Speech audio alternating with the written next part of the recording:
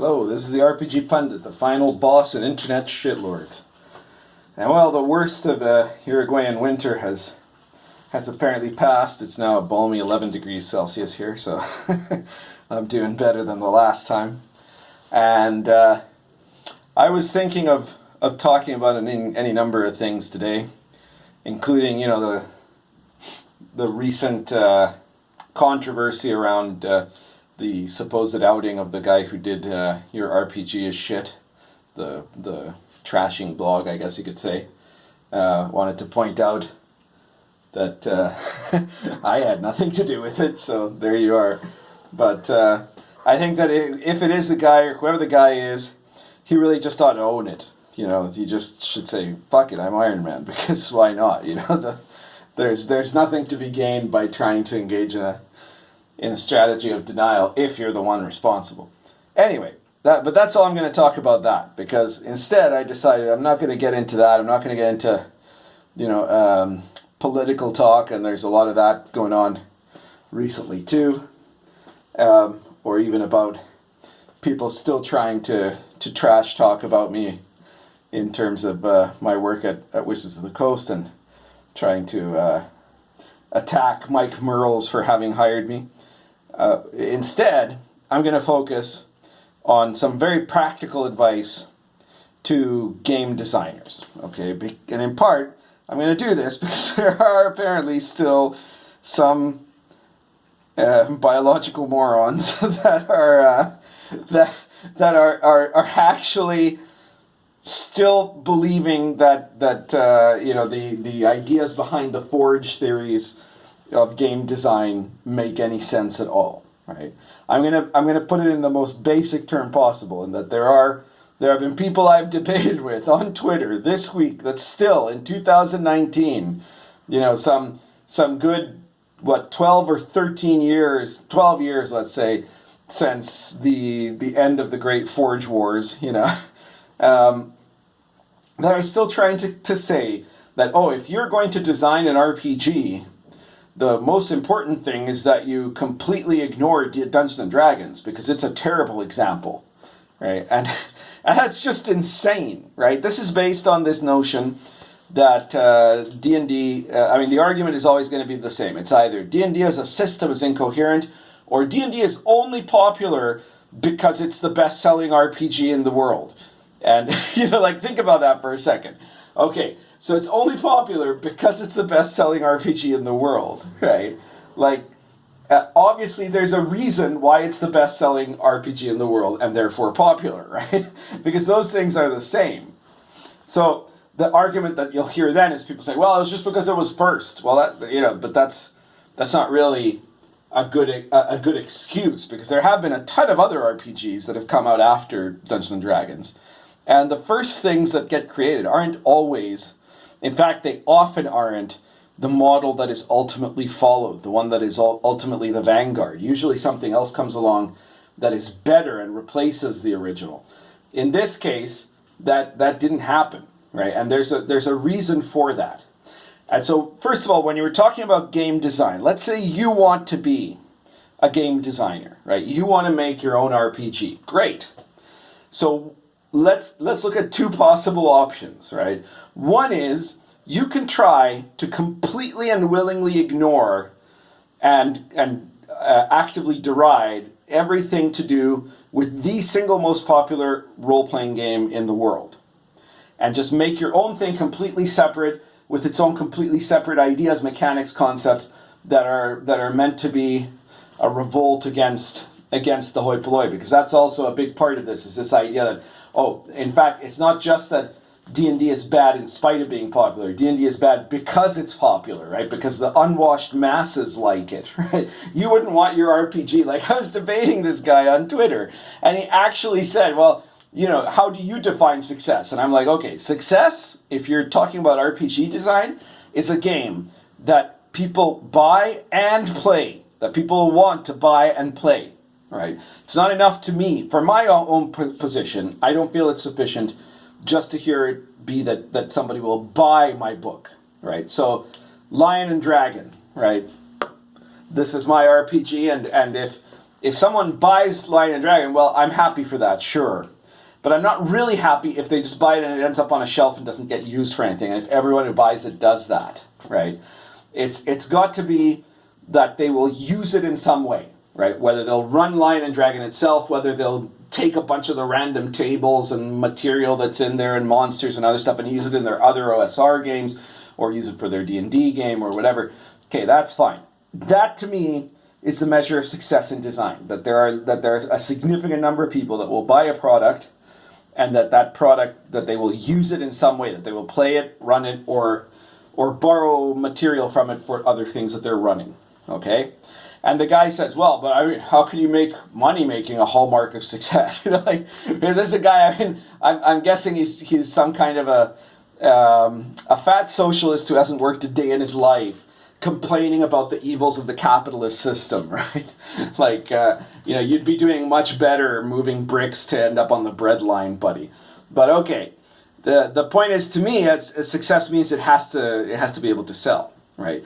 And all the games that have tried the first option, this option of saying we're going to ignore Dungeons and Dragons, we're going to reinvent the wheel in a completely different way, we're going to force a change in the whole hobby, we're going to redirect everything, they have all failed. There's never been an RPG, except for one, which basically did not derive itself in some way from Dungeons and Dragons, and I'll explain what I mean by that in a second.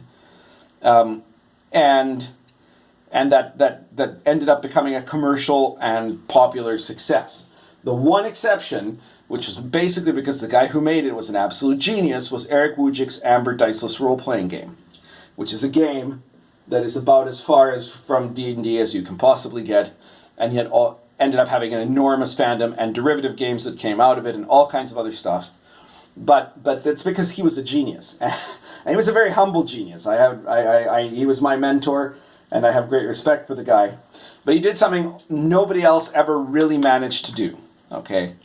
Because every other RPG, if you look at, whether you're talking about Pathfinder, Call of Cthulhu, RuneQuest, etc., GURPS, the Palladium system, Shadowrun, even World of Darkness and Vampire, right, which presents itself as an anti-D&D game, they're still fundamentally using all the same skeletal structure of what an RPG is based on Dungeons and Dragons, right? It's the same structural system. The attributes might be different, but they're still attributes, right? The dice you roll might be different, but there's still the concept of how to roll dice to resolve situations is still there, right? All of the components are still there. They're altered to different degrees and in different ways, but they're all ultimately an attempt to remake the original formula from Dungeons and Dragons.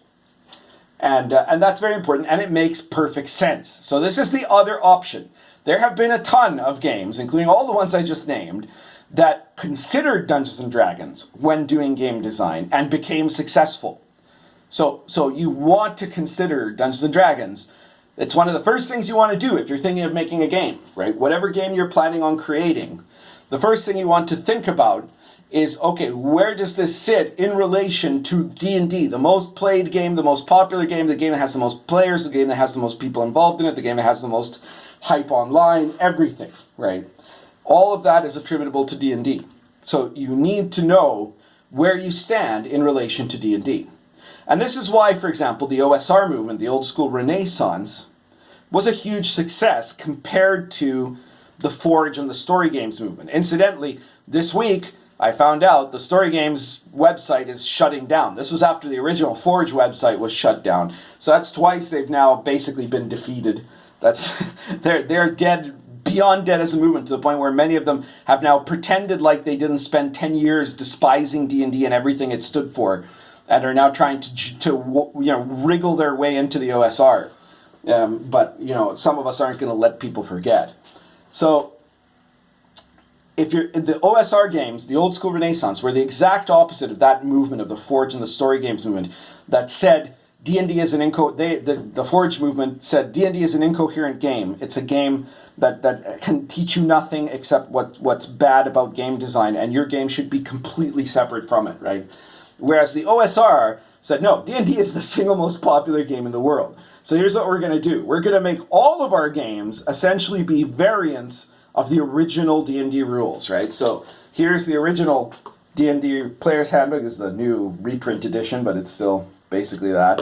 And here's Lion and Dragon, right? And if you look at Lion and Dragon, you're going to see that it works from the framework of the D&D system, which means that it's immediately recognizable to anyone who's playing it, right? And all OSR games are like that, right? If you've got someone who's played 5th edition D&D, and then you show them an OSR game, it's not that far away. It's very close, in fact, and they'll be able to immediately pick up on it. They'll notice differences, of course, because they're different games, but they'll be able to adjust into it. And that also meant that the innovation that these games were making had to be more clever than just coming up with some gimmicky mechanic, which is what a lot of Forge games did. Oh, well, we're going to resolve all conflicts by playing a round of Jenga, right? Like, this is a real thing.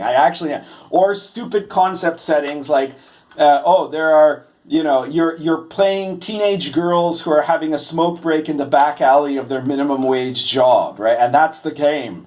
This is what these people thought was brilliant, right?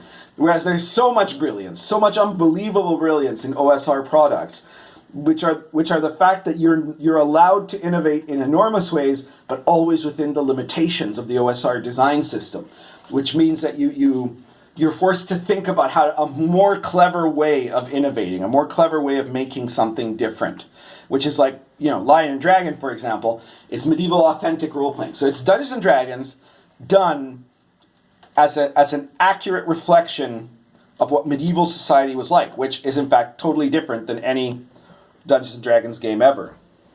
We've got a visitor here. Hello. Meow. Meow. You're showing my viewers your ass. That's all you're doing at this point. How about we see your... No? She's turning her back to us. All right, so you get a bundle of fur there.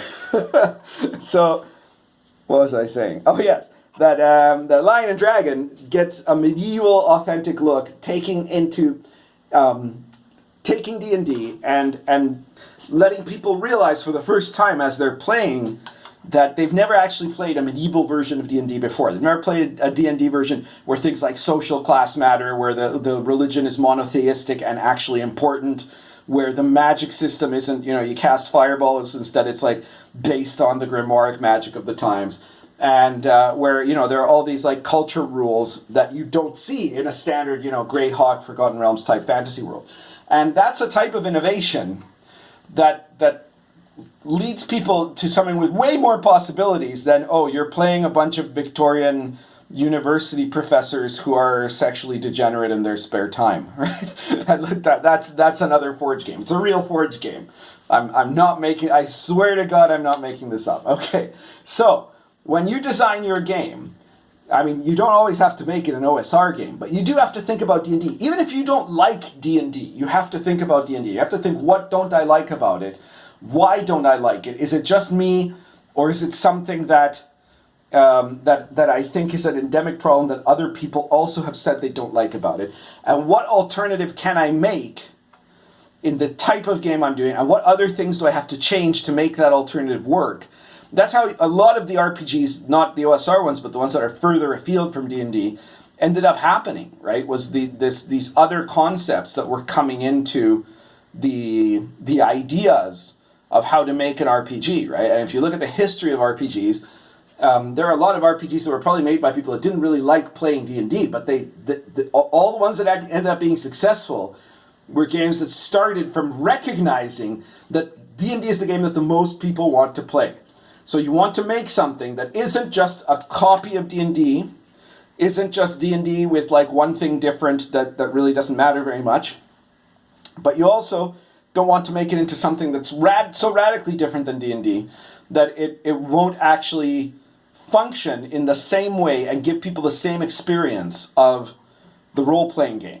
Because that's a big part of the issue, is that a role-playing game is a defined thing. It's not just we're role-playing and it's a game, right? At this point, just like it happens a lot of times, tissue paper, you think of as Kleenex, right? It's photocopying, Xerox, right? Well, I hate to say it for Wizards of the Coast, because I'm sure that they don't really want this to happen as such, because it brings up trademark issues and stuff like that. But especially now this year, more than ever, the last couple of years, with the explosion in popularity of D&D, D&D has become synonymous, especially online, with role-playing games in general. And it makes perfect sense, because the experience almost everyone thinks of, everyone who plays these games, is D&D. And you compare, when you're playing a game, you compare it to D&D. And if a game is too far afield from the experience of, and I'm not saying it has to be exactly like D&D, you could have, like there can be dice pools, there can be point-buy systems for creating characters, there can be all kinds of stuff that you don't actually have in D&D that were created as reactions to D&D. But this is all part of of creating this alternate experience of the role-playing game within the boundaries that D&D has set out in some way or another. So that's the thing. If you're a newbie game designer, the first thing you want to think about is, how do I relate to D&D, and how will my game relate to D&D? And if you do that as your first step, it's going to be very important for your game's ultimate success, if you're defining success the way I am, which again is that people will want to buy your game and will want to play or use your game. It won't just sit on a shelf somewhere. So, if you like this video, please share it. Share it especially with anyone who you think desperately needs to hear this, with wannabe game designers, with people who have, the typical pretentious elitists that act as though they're better than D&D. Share it wherever you like. And please subscribe if you haven't subscribed. And if you want to give me some support for me to keep making videos and to make videos more often, besides liking and sharing and subscribing, all of which are amazing, and I'm so grateful to everyone who's doing it. But if you want to do something extra, if you want to give me a little tip, I do have a Patreon and I do have a PayPal link, and they're in the description below, and you're more than welcome to use those. But if you there is another alternative, which is the RPG Pundit Presents weekly supplement series, which is a PDF. A new one comes out more or less every week. This week we happen to be skipping it because the publisher has some personal problems that they needed to take care of. But it's a short supplement that is usable for pretty much any OSR game. You could probably use it for your D&D game too, again, because they're super compatible with each other, right? And they're on all kinds of different topics. We're up to number 83 now. The current one, as of the time of this filming, is Thralls of the Jade Queen, which is a Gonzo OSR adventure where your characters get kidnapped into this other plane with these weird people made of crystal, and they're being made to fight in gladiatorial combats for the Jade Queen, who has a terrible secret, and has a whole cast of characters. It's very weird and a funny adventure if you're into kind of weird Gonzo fantasy adventures. But if you're not, then check out, one of the other recent ones we did, which is 100 weird characteristics of villages and towns, based on real strange details of medieval towns and villages, or modern towns and villages in Europe, that you can use as a random table to give a little bit of a twist anytime your characters come to some new little town that's just a spot on a map for your game, but that you can give it something that'll make it be memorable compared to the others. And then there's 80 other supplements like that of all kinds of stuff, ranging from really weird Gonzo fantasy to super medieval authentic stuff. And they're priced between 99 cents and I think $3.99. So it's about as much as you'd probably make in a Patreon pledge. So buy one or two of those, and you get something back, something that might be interesting, something I hope you'll find useful for your game. I'm sure that out of 83 titles, you'll find something that stands out as piques your curiosity. And it's a great way to support me, to support my publisher, to support this channel. But besides that, again, make sure to subscribe, make sure to like it, and make sure to share this video. By sharing the video, you can draw more people in, and that's a big help too. Thank you so much to everyone who listened. Currently smoking, Moretti Rhodesian, plus barking dog.